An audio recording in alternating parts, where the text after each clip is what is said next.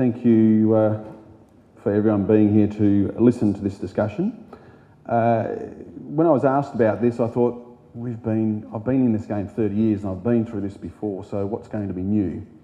And I actually did a bit of research and looked back in the past, in 1980s, the 1985s that I can remember, and then into the 90s and so on. So we've been here before, but as Ken's brought up, the percentage of people who are in a tough position is pretty high relative to where we've been in the past. So I thought, what can I do? And the way I used to remember things at uni was putting it into a sentence or a word.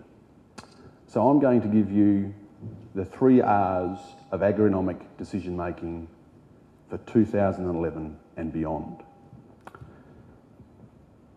And this is what they are.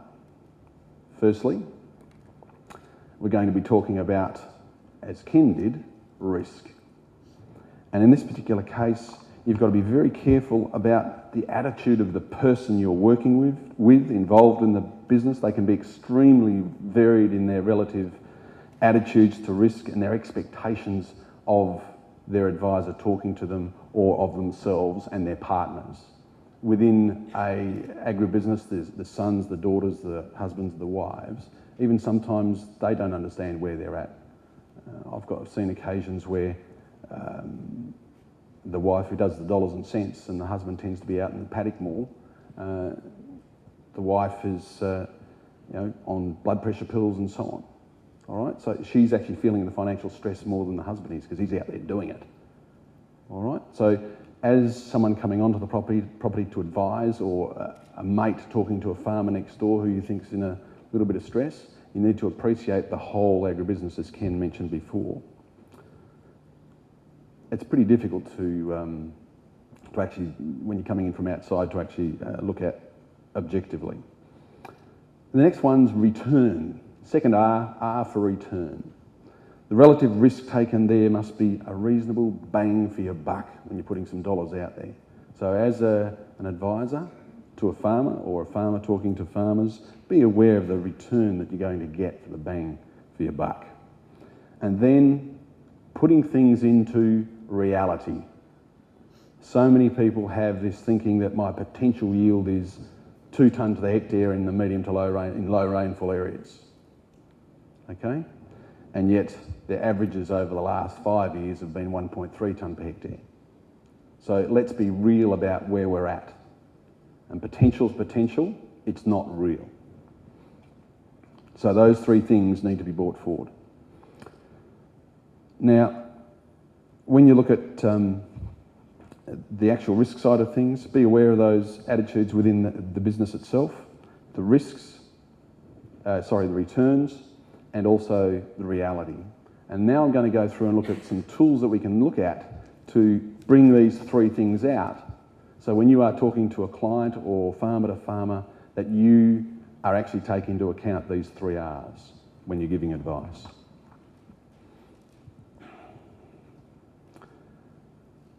Most of the places you get this information from is out of 30 years of experience, or 1 or 2 out in the years of experience in the audience. The way we have in the past and in the present of putting that together is that 5-letter word which most people hate, MODEL. Models. Models to put seasonal variation in there and so on. I've been involved with lots of models, and what I can say to you is never believe the answer it provides you. Never. What you need to do is understand the parameters behind it. Always ask the what if question and look at the sensitivity analysis about the answer that's been provided. What if? Because a computer doesn't know that when you put in $250 a tonne as your assumption for wheat price on April the 1st, assuming to make a decision about fertiliser, it thinks in December you're going to get $250 a tonne. Not the case, as we know. So you have to ask the what if questions. So we go through the risk side of things, going back to that. The situation of the business, as Ken went through, the equity, the debt to income ratios. You need to know those things when you're giving advice to a farmer, to a client, or talking from farmer to farmer. You need to know what stresses they are under. And as I said previously, looking at the assessment, and one of the things that we've been working with for the last 5 or 6 years, we've found very handy, and again, it's a sensitivity analysis you need to look at, not the answer, all right, is a thing called yield profit. Now, one of the things that it looks at is looking at the percentage probabilities of the risks, what sort of yield probabilities you have, flowering, heat shock, and frost. This is just a printout from a yield profit sheet, and this is just for a variety at a location, sowing a variety on the 1st of June, the 7th of June, or the 15th of June, and this top box gives you an idea of what percentage risk you have of frost, a mild frost, a moderate frost, or a severe frost. And in this particular case, it's not too bad. But there's also heat shock. And this is more, the frost tends to be in the central and southern areas, the heat shock tends to be central and north. So the good old central wheat belt gets a dose of both. All right, the north tends to get the heat shock. And in this particular case, you're looking for a variety on that particular date, 1st of June, your risk here increases as you're sowing later in the season. So it's good information, and it can help you make an assessment about a variety of what sort of risks you're going to be looking forward to. I have a situation where basic economics, the economic law of diminishing returns about year 10 economics, makes one wary of chasing maximum profit. I like to have a target of a $2 return on a $1 expenditure. I'm a little bit conservative, that's me, all right? But everyone's attitude out there is different, and so is your client, so remember that. This particularly applies to fertiliser, and as Ken mentioned, you're looking around $100 a hectare, big chunk of that variable cost, operational costs for this year and the future, and we've got to look at the tools we can use. The old classic is soil test or measure to manage. That's what you've got to do. Boring as bat manure. Then you've got to look at the data that's coming out of that. And this is from a new logic sensitivity analysis, which is fine and dandy, but what you find is, this is the answer you get. When you get a printout, it says 7 of P, 28 of N for this soil test up here, with a known, underline known wheat price, $250 a tonne, and a yield potential of 2 tonne per hectare. Known. In March, April. We're not in December yet. That's the sort of gross margin return at 7 of P and 28 of N. What we want to know is, what if? And as you can see at all these figures around here, the reduction in either direction by reducing P or reducing N to start with is relatively little. All right? So in this particular case, going out there and putting on 7 of P and 20 and assuming 28 of N up front, to me is a bit silly. So these are the sorts of tools we can look at using. Models assessing returns are only as good as the information we put into them. Garbage in, garbage out. So don't just look at the fertiliser recommendation, ask the what if questions about the main profit drivers, grain price and yield. Now let's look at this yield. This is from a particular client over the last 10 years. And when he puts in his soil tests, he goes and puts in potential yield 2 tonne to the hectare. His expectation is about 1.8. All right, so we've got potential yield 2 tonne for soil tests. The farmer hopes and expects to get about 1.8 tonne to the hectare. But the actual reality is the 10-year average yield is 1.6 tonne, and over the 5 years, it's only 1.3. So we've got to be real about what we're looking at.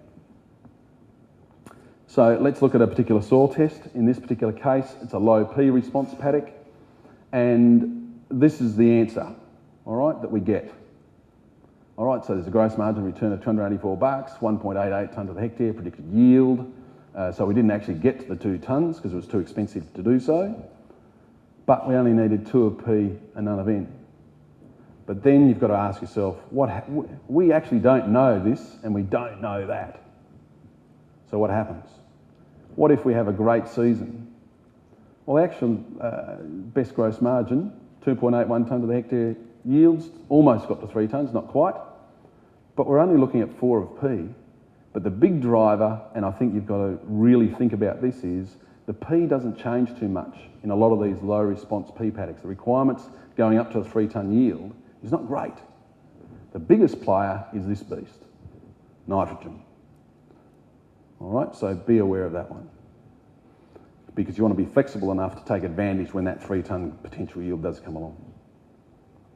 When the price goes up, interestingly, the P doesn't change much from the original, but neither does the nitrogen, because your yield is only just gone up a little bit from 1.88 to 1.92, and the drivers in nutrition haven't changed much. All right? Where you get your extra bucks is purely and simply out of price. Okay? So the bottom line with fertiliser decision making and return on investment is you soil test to measure to manage. What if questions of interpretation, you must do that, or farmers ask their agronomists to do so.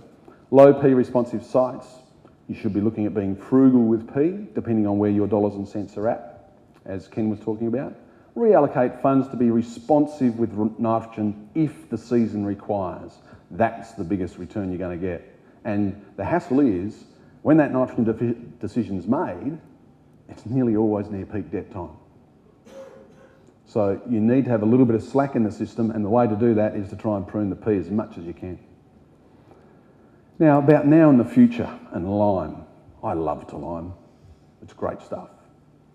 But it's a lot for the future and not much for this year in most cases. This is some work by Chris Gazy and others. Bottom line is, in the year you apply your lime, the percentage yield increase is around 1% off 16 trials. When you put on 1 to 1.5 tonnes for wheat, 2 to 2.5 tonnes of lime, around 2% off 19 trials. And for barley, 1 trial, -4. So in the year you apply the lime, you actually don't get a big bang for your buck. So if you want to be here next year and you're at that desperation stage, liming this year ain't a good thing.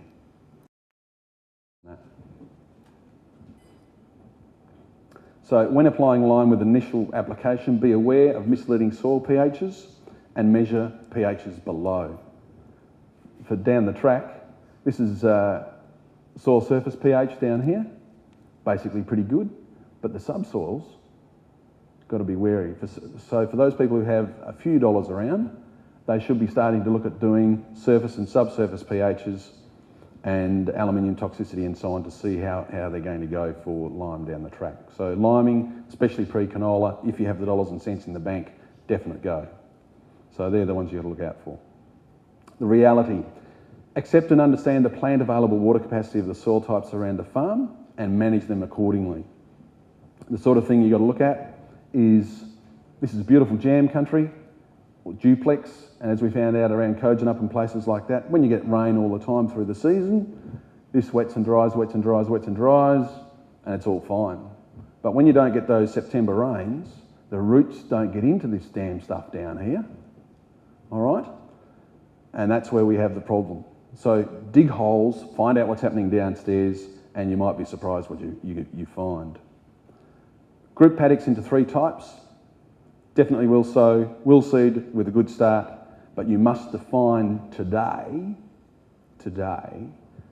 the amount of stored water you want on May the 1st, and what date you're going to put the paddock in or not. Decide now in air-conditioned comfort, not at 2 o'clock in the morning on May the 20th, when hopefully it's pouring with rain. Okay? Be flexible so the season can be played on its merits, block by block, paddock by paddock. All right, the opportunity cost, one of the other things that a lot of people are looking for is looking at fallow. With prices of wheat, the sort of prices you could lock in, I didn't say the price of wheat is in December, it's what you could lock in today, is pretty good.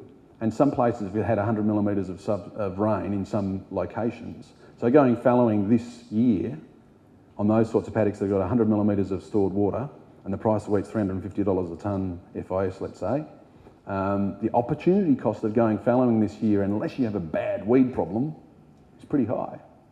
So, and the reason I talk about fallow is because the results in 2010 of fallowing in 2009 were exceptional. So there's a lot of people looking at it. All right, getting back to the basics is what I want you to take away from here.